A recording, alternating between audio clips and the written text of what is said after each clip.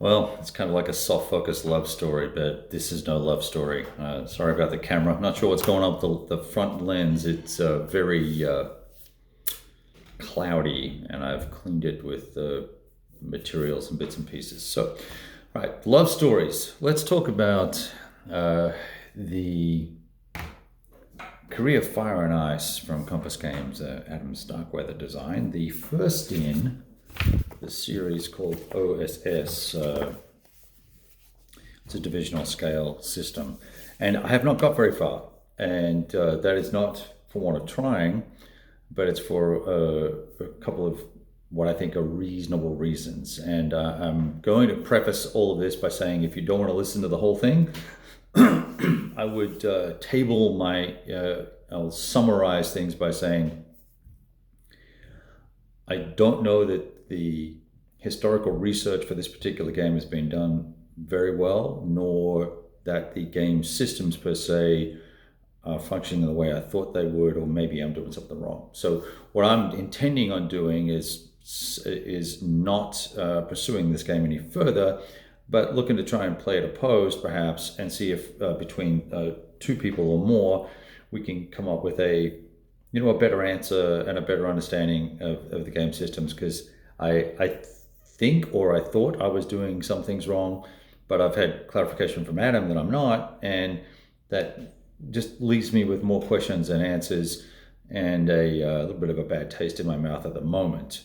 That's at the moment, right? So let's try and be cool and gracious with the effort that's gone into it so far. Those of you that don't know, there was obviously the original snafu with this rule book. It came out all wrong for a variety of reasons, whether it was the printer or the designer or the proofer or someone, whoever was supposed to submit the document, submitted the wrong one. So the wrong rule book basically got published, and I guess it was an old version. Now, when I take that version and I compare it to this version, it's a complete rewrite. So it's not, and when I say it's a rewrite, I mean it's reformatted, it's adjusted significantly, and in some ways it's better, and in another way, because things work now, units now have the right amount of movement points and things like that, so you can actually execute things the way they're supposed to be done. Whereas with the rules as written originally, you can't. But I think basically the game couldn't be played from my understanding of reading the rules and trying to shuffle stuff around. So this, keep it because it goes with the box, but you don't need that. So there's a new version of the rules out, and it's less colorful and less diagrams and all that sort of stuff, but it's clear and concise, and it's very well laid out.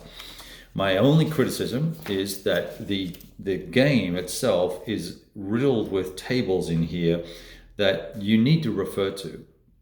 And you're probably going to have to be, playing a lot to know all the tables. After a certain amount of time, yes, you are going to know that a meaning engagement, no matter what, is going to be, he said, looking it up, a 4 in the DRM calculations. You're going to use that, and you're going to know that A-rated attacks 4, and the B-rated a 2, and C-rated a 1, and D-rated a 1, and you're going to know those things. But there's a lot of tables, and some of the tables don't necessarily gel for me. There's 3 different snafu tables, but they all have basically the same results in them with slightly different numbers or splits across the D10.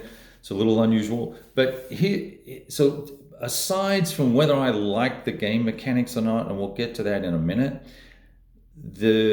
as I've done a little bit of homework and having just played OCS Korea, and played the same scenario, the China intervention, this game starts off with a free setup for the Chinese, in essence.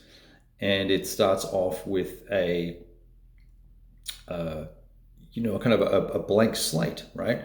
And it starts off, and all of the games, all of the scenarios, actually I probably should check that before I go shoot my mouth off, but I'm pretty sure all of the scenarios, yes, including the campaign game, have artillery and tank support for the Chinese and for the North Koreans. And I don't mind that the North Koreans have tank support, but it's really, really, really difficult to get rid of or kill off tanks. The only way you do it, because it's a track, is by doing a specific type of attack through a specific type of terrain on a road, number one, and number two, through a snafu chip, which means both sides have to roll the same die roll. They like both roll a one, and which is kind of tricky if one guy's rolling a d10, the other guy's rolling a d6. So there's a 40% chance you're not going to roll the same number, but nevertheless, there is this way to reduce the tank tracks, but it's very, very, very difficult. And I think everybody knows that the North Korean tanks were knocked out relatively quickly in the Korean War. And when the Chinese intervened, they didn't use armor. They pushed 500,000 foot sloggers through the mountains and moved at night and did their thing. And so the fact that there is a significant DRM available to the Chinese for armor, and it's basically nigh on impossible to get rid of, I got a problem with that. Like, just straight off the bat, before you go any further with the game, you're sitting here adding up DRMs. It kind of breaks the game for the Chinese, because if they don't have them, they're missing, up to 5 DRMs. Let's just check. Tank support is 6. And depending on the type of attack you do, I'd mentioned to you earlier on, there was a 4, a 3, a 2, and a 1, and a 1.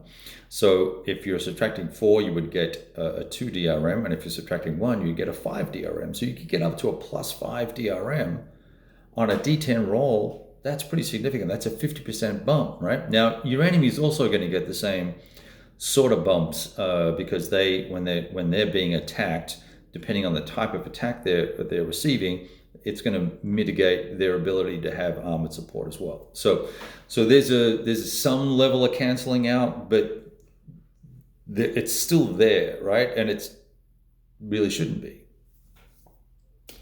All right, so is that the only problem with the game? Well, unfortunately, no, because with the air war, there's a huge swag of American air, and that's awesome. And they get to do interdiction and strategic bombing and CAS, and then run in the MiG alley and all that sort of fun stuff. And the Chinese get to do strategic bombing and interdictions and base hits and airfield strikes and stuff like that. I don't know where that comes from. There's bomber counters for the Chinese. Now, I understand there should be MiG-15s, because that was 90% of all the aircraft that fought, and it was there were over 1,000 pilots trained by the Chinese forces with Soviet assistance, and in some cases the Soviets were actually flying in Chinese uniforms or North Korean uniforms with North Korean insignia. And there is a Soviet intervention in this game as well, but we'll touch on that in a minute. But so there's this relatively, I'm not going to say it's significant, but there's an opportunity for you as the Chinese player to do these interdiction strikes, which just didn't happen. It was all, you can't fly down to Busan or wherever and do a long-range strike against the port. That just, it never happened. So it's massively ahistorical. I'm having a hard time with some of the history stuff that's here for the game. If you want to say that this is a what if, or it's a hypothetical and make it optional, then I'd be totally cool with that, and we could choose to ignore it or not. But having any activity outside of MiG Alley, which is basically 8 to 10 hexes north of Pyongyang and then south of the Chinese border, anything outside of that range is really not suitable for the game based on the historical data. The Chinese went, and the Soviets flying under Chinese or North Korean flag, shut down the daylight B-29 bombing runs that were trying to kill off the replenishment and resupply and all that sort of fun stuff, and the infrastructure for the North Koreans and the Chinese forces. And so they were very effective in shutting down daylight bombing. And there's a pissing match as to who shot down the most guys. The Soviets said they shot down 1,200 jets, F-4 Sabres or whatever they are, and the Americans said they shot down 329, but they only lost 129, or whatever the case may be. No one really cares. What I care about is there an ability for the Americans to run, basically have air superiority, which is what they had when it came to CAS, and be, obviously run the gauntlet with FLAC and AA and stuff like that, but have that capability that I believe they should have, and not have that same capability to the same extent that the Chinese appear to have in this game. So there's a challenge there for me with that. So that's about as far as I've gotten with the game. I'm down into this for a couple of turns, and I've run through the strategic phases and bits and pieces, and messed around with these tracks that are here, and I'll post some pictures and stuff to go with the video maybe. But let's talk about movement and combat. A really interesting, and I like the combat system, what it's trying to do. I just don't know that it's all the way there, and maybe the next version, it seems like Starkweather seems to design a game, push it out, and then fix it later. And then, so maybe Vietnam's better, maybe the one after that'll be even better. Same sort of thing happened with CSS and with GTS from his games as well. So I don't know if that's the same here, but what we have in essence are these, whoopsie, got to put the cameras over here, and I'm not sure that you're going to be able to focus. So you've got these generic units, and every division is a division, and it doesn't matter what they are. They're all the same, and the same goes for the United Nations forces, for the Americans and the ROC and the other UN nations. They're all generic, either regiments. There's a couple of brigade combat teams, I think is what BCTs or whatever they're called, or regimental combat teams. They're a little bit different, but there are these units, and they are either on this side, which is full, or this side, which is spent, and they all have 5 movement points. So everybody has 5 movement points, whether you are an American or the Thai or a Korean unit or a South Korean unit or a North Korean unit. You all get 5 movement points, which means that everybody is either all mechanized or all foot, I guess. And it's a weak turn, right? And 7 mile hexes. So there's a lot of variability in the terrain cost, which I like, right? The map is attractive and all the rest of it, but everyone's got these 5 movement points, and you pay for movement as you go, like any other normal game, as you would, but then you also use movement points to conduct an attack. And so you might do a meeting engagement, you might do a deliberate attack, you might do a prepared attack, and you might do one other attack. I think it's hasty. And depending on a chit that you pull out of 2 different cups, because there's deliberate and prepared on one and the other 2 types on the other, you'll get you'll have some information on this counter, and it will be the die that you roll with a modifier, if there is one. There will be how far you advance. There will be the type of support mitigation that you'll get. So it'll be A, B, C, D rated. A rated is the worst, D rated is the best, kind of in reverse for some reason. And then there will also be the random event, what table you're going to roll on for the random event, assuming there is one. So I like that idea. It's kind of cool. And with the rules being fixed, that all works. What ends up happening, however, even with and so you go through this exercise of pulling the chit, allocating every turn for every unit. They can use all of the my understanding is they can use all of the tank bonuses available, all of the artillery bonuses available, and some of the air. As you consume the air, it is used up to a certain extent. But focusing in on artillery and tank, so every attack the Chinese do, they can get somewhere between a +1 and a +5 on an attack. That's a lot of tanks, I guess. And same for the Americans and the other battalions and regiments. They can have their 6 or 4 or whatever it ends up being, plus their artillery for every attack. You always have artillery, you always have this, and you always have that. So you have all this, it's just like, go for it, right? So what that means is once you go through the exercise of looking at what support level it is, how many factors I get, it's going to be the same every time. So then the only difference really will be the terrain the enemy is in that you're attacking and the number of guys that you have adjacent to the enemy to attack them, because you're going to get a modifier for each one that's adjacent, and it's a cumulative modifier. So if you have 1 unit adjacent, you get +1, 2 units adjacent, you get +1 +2, that's +3. And if you have a 3rd unit adjacent, you'll get +1 +2 +3, which would be 6 +6.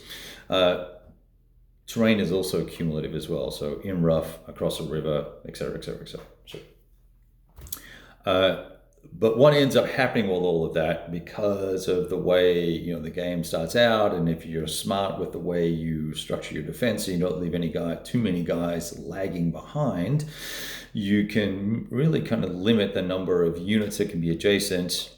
And there's only most of the terrain you want to be in is not going to give you a lot of strong benefit other than rivers. And keeping in mind that there's no, I don't think, let me just double check here. There's no frozen rivers in this either. So that is another challenge for me that I have a problem with, because the winter of 50 was particularly harsh, and that caused the Chinese to be able to cross the rivers at a benefit, and it was much harder for the UN to defend. So there's another historical thing that's kind of a little bit out of whack there. So my point about the combat, you go through all this exercise, you get all these different DRMs and bits and pieces, and then you end up, so the difference between a meeting engagement and a prepared attack can be somewhere between just 1 to 3 DRMs difference. So I go through all the effort of spending the extra movement points to do a prepared attack versus a meeting engagement, which only cost me 1 movement point. It's a couple of DRM. And so by the time I roll a die and get an average result, that seems like a lot of work to get a relatively modest bump. And I just don't know if that mechanic reflects the value of a prepared or deliberate attack, as well as it could have if it was done a little bit differently. And I don't know how you would do it differently. This feels to me like it's modeled off of NATO Division Commander and the Next War SBI, which I think I mentioned before in a couple of my other videos on this, assuming I release them. I may not bother, just because I went through a long example of this combat stuff, because I was trying to work it out in my mind while I was figuring that if I talked through it, I would have some aha moments, which I did. And now it's a little bit clearer, but nevertheless, at the end of the day, we get down to this 2 or 3 DRM difference. And all these results are reflected as retreats, up to 3 hex retreats, which then make you either routed or disrupted, and if it's worse, you can bug out as well. And then you have to start taking losses in the either kill the unit or lose replacement points or lose victory points to keep that unit on the board. And with the small number, with the shrinking DRM, we seem to see just a lot of units retreating and not a lot of units being surrounded or engulfed. And when they are surrounded and they're in zones of control and stuff, you can elect to disband that unit and they get put back onto the replacement track as a replacement point to be used later on. So that's another interesting mechanic. I'm not sure how I feel about that yet. I haven't played enough of the game to say that I love it or hate that particular set of mechanics. Not all the units, and there's this continuum that's kind of interesting as well with the game. So you have HQs that can activate a certain number of units a turn. So 6 if there's the right theater commander on the board. So 6 Chinese units can be activated per HQ per turn. And then once they're all spent and you flip your HQ over, you could then spend points and make that HQ flip back over, move more units, and continue with this kind of sort of value-added momentum that would give you some of the flavor, I think, of the Chinese offensive. But it's an unusual. I don't want to use the word if it's unusual. It's an interesting mechanic to have those HQs basically be able to reactivate multiple times until they've activated all the units that are in their range. When you first activate an HQ and you go, well, hang on a sec, I can only move 6 out of the 12 dudes that are here. What am I going to do? The board does get a little cluttered because you can't stack spent units. If they're stacked at the end of the turn, they're eliminated. Well, one of them is until you're at the stacking limit, which is 1. But an unlimited number of units that are not spent can be stacked in a hex, is my understanding.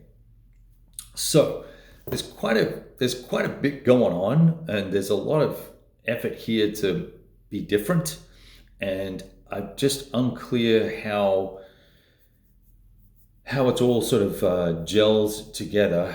And I'm assuming that all the playset testing that was done with these rules, with the right rules versus with the wrong rules, because they were inadvertently sent to publishing. So you go through the strategic phase and the weekly phases and then the end phase, and it all kind of makes sense when you read it, and when you go to do it, it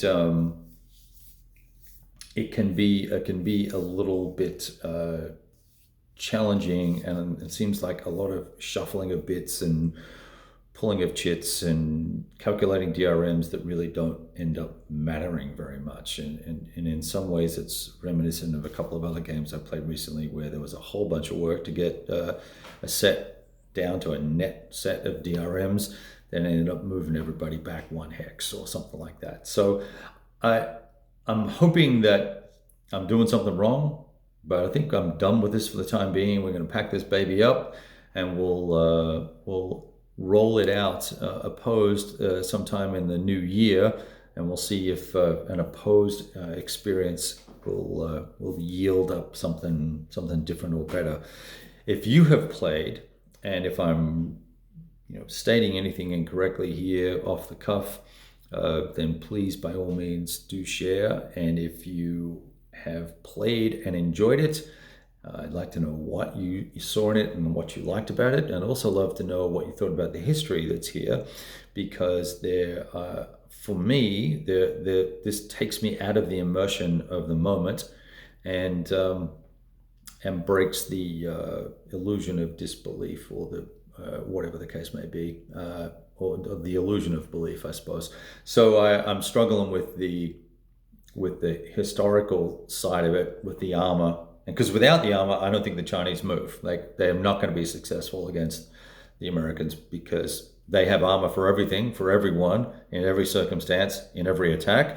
And the Chinese do as well, and they all have arty, and it's all available all the time. And I'm not sure that that's how it should be.